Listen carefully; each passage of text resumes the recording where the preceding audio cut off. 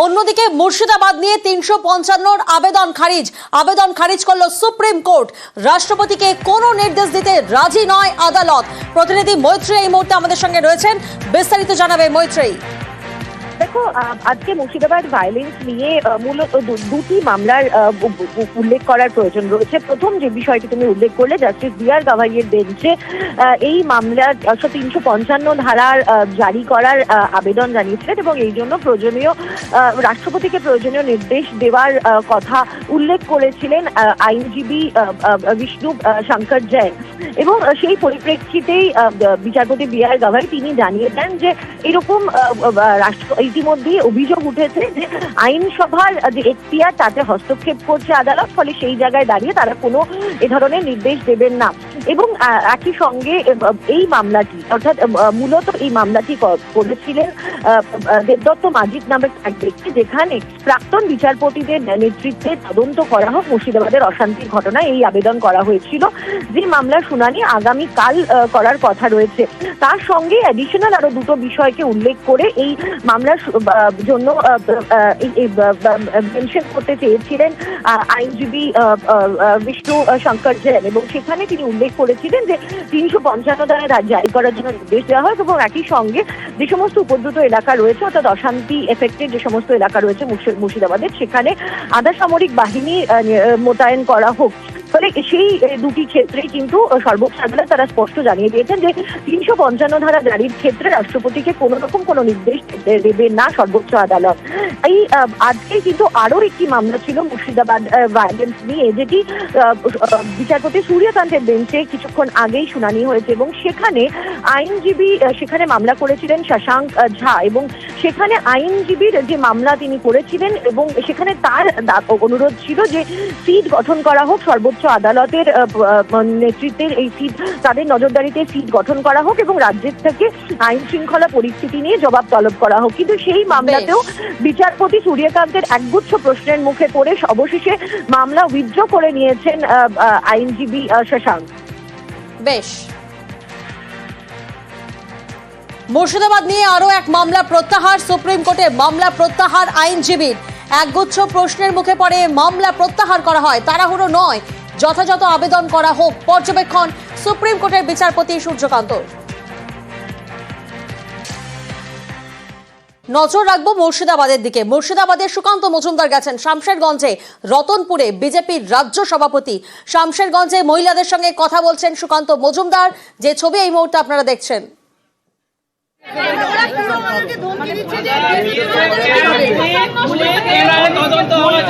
NI তদন্ত হওয়া চাই স্যার।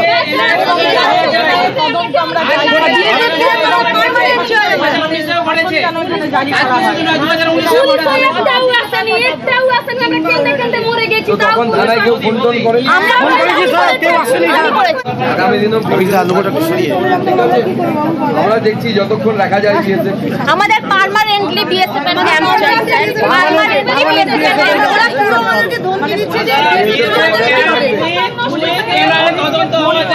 এনআই তদন্ত হওয়া চাই স্যার। প্রতিনিধি প্রণব এই মুহূর্তে আমাদের সঙ্গে রয়েছেন, সরাসরি প্রণবের সঙ্গে যোগাযোগ করব। প্রণব, যে ছবি আমরা দেখছি শামশেরগঞ্জের রতনপুরে বিজেপির রাজ্য সভাপতি তিনি কথা বলছেন মহিলাদের সঙ্গে, কি কর্মসূচি রয়েছে তার? দেখো বাবু, এই কিছুক্ষণ আগেই তোমার প্রণব, তোমার অডিও আমাদের কাছে স্পষ্ট নয়, যদি স্থান পরিবর্তন করে কথা বলা সম্ভব হয়। যে ছবি এই মুহূর্তে আমরা দেখছি শামশেরগঞ্জে বিজেপির রাজ্য সভাপতি সুকান্ত মজুমদার তিনি পৌঁছেছেন এবং সেখানে মহিলাদের সঙ্গে কথা বলছেন। প্রণব, কি কর্মসূচি রয়েছে আজ বিজেপির রাজ্য সভাপতির?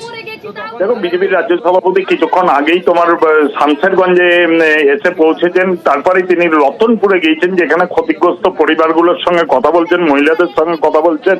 এরপর তিনি বিভিন্ন জায়গায় যে সমস্ত জায়গাতে এই তোমার ক্ষতিগ্রস্ত পরিবারগুলোর সঙ্গে কথা বলবেন এবং যেখানে তোমার জাফরাবাদ, যেখানে বাবা এবং ছেলেকে খুন করা হয়েছিল নৃশংসভাবে, সেই পরিবারের সঙ্গে দেখা করার আছে এবং নেতাদের যারা নেতৃত্ব রয়েছেন ওই এলাকার তাদেরকে সঙ্গে নিয়ে কিন্তু তিনি ঘুরছেন।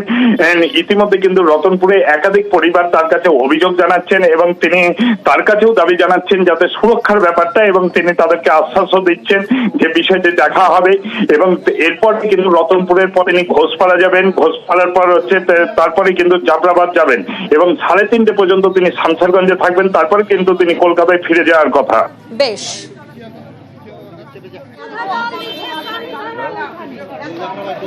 ঘাটাল মাস্টার প্ল্যানের কাজ আরও এক ধাপ এগোলো। শিলাবতী নদী খনন করা হবে, নোটিশ দেওয়া হয়েছে, বিজ্ঞপ্তি দেওয়া হয়েছে। শিলাবতী যদি খনন করা হয় তাহলে প্রায় কয়েকশো বছরের পুরনো, প্রায় 100 বছরের পুরনো তো হবেই।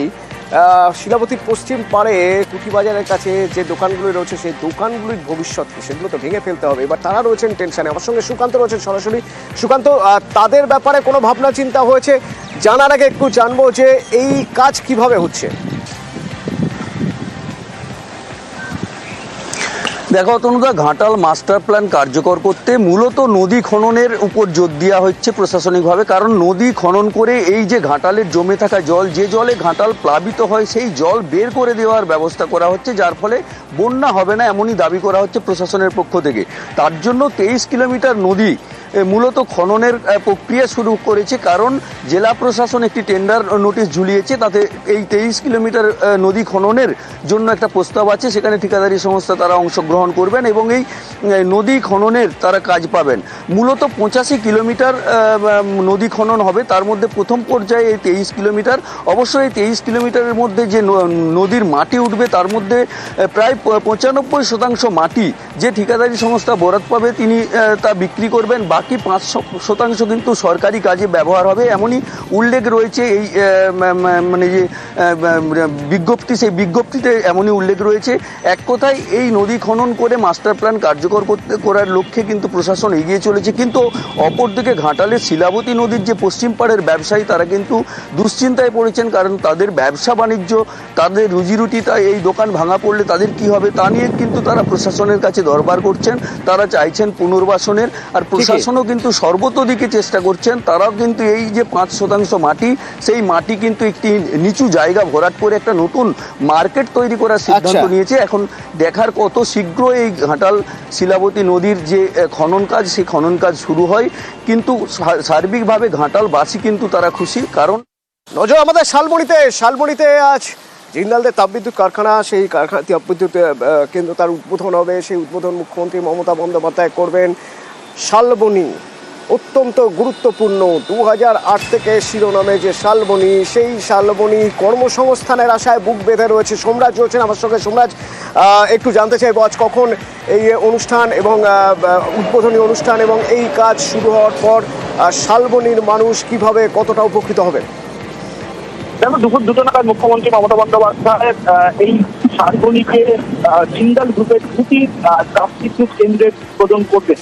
এবং এই যে 2টি পাওয়ার প্ল্যান্ট, এই 2টি পাওয়ার প্ল্যান্ট 1600 মেগাওয়াট ক্ষমতা সম্পন্ন, 800 মেগাওয়াট করে 2টি পাওয়ার প্ল্যান্টের আজ উদ্বোধন করবেন মুখ্যমন্ত্রী মমতা বন্দ্যোপাধ্যায়। এবং এই কাজ শেষ করতে, অর্থাৎ 2টি পাওয়ার প্ল্যান্টের কাজ শেষ করতে 4 বছর সময় লাগবে, তেমনটাই জিন্দাল গোষ্ঠীর তরফে জানানো হচ্ছে। পশ্চিম মেদিনীপুরের শালবনীতে 4100 একরেরও বেশি জমি রয়েছে এবং তার মধ্যে 1700 একর জমির ওপর এই পাওয়ার প্ল্যান্ট গড়ে তোলা হবে। 15,000 কোটি টাকারও বেশি টাকা বিনিয়োগ হবে এই 2টি পাওয়ার প্ল্যান্ট তৈরির জন্য। জিন্দাল গোষ্ঠী মনে করছে এর জন্য, অর্থাৎ এই 2টি পাওয়ার প্ল্যান্ট তৈরি করছে তার জন্য কর্মসংস্থান তৈরি হবে প্রায় 5,000-এর কাছাকাছি, যার মধ্যে স্থানীয়দের মধ্য থেকেও কর্মসংস্থান হবে 2,000-এরও বেশি। তাই জিন্দাল গোষ্ঠী এখনো পর্যন্ত অনুমান করছে। ফলত তুমি জানো যে বিশ্ববঙ্গ বাণিজ্য সম্মেলনে জিন্দাল গোষ্ঠীর তরফে সজ্জন জিন্দাল তিনি ঘোষণা করেছিলেন যে শালবনীতে তারা পাওয়ার প্ল্যান্ট করবেন এবং সেই ঘোষণা 2 মাসের মধ্যেই তা বাস্তবায়ন হচ্ছে। জিন্দাল গোষ্ঠীর তরফে এই পাওয়ার প্ল্যান্টের যে আনুষ্ঠানিক যে শিলান্যাস করবো তা হবে আজকে। 4 বছরের মধ্যে এই কাজ শেষ হবে এবং যে বিদ্যুৎ উৎপাদন হবে সেই বিদ্যুৎ উৎপাদনের মধ্যে একটা অংশ তারা রাজ্যকে দেবে। ইতিমধ্যেই রাজ্যের সঙ্গে সেই চুক্তিও প্রায় শেষ পর্যায়ে। সব মিলিয়ে আজকে অন্তত ধন্যবাদ সোমরাজ। 16,000 কোটি বিনিয়োগ করছে জিন্দালরা প্রথম পর্যায়ে এবং তাদের দাবি প্রকল্পে 5,000 কর্মসংস্থান হবে। নজর থাকবে শালবনীতে আমাদের আজ দুপুরে পাওয়ার প্ল্যান্টের শিলান্যাস এবং আশায় বুক বেঁধে রয়েছে শালবনী কর্মসংস্থানের জন্য।